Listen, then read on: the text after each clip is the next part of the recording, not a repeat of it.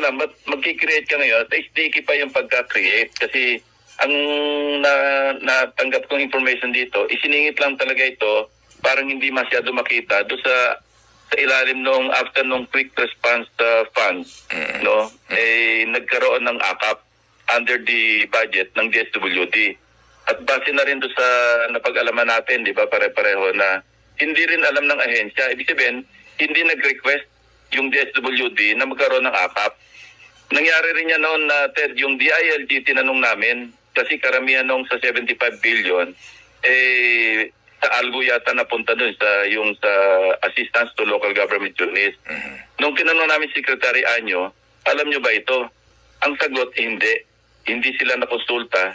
Wala silang kamalay-malay. So talagang ang nakakaalam lang sa pagsingit, yung ilang miyembro ng House. Ted, katunayan itong AKAP, hindi lahat ng Congress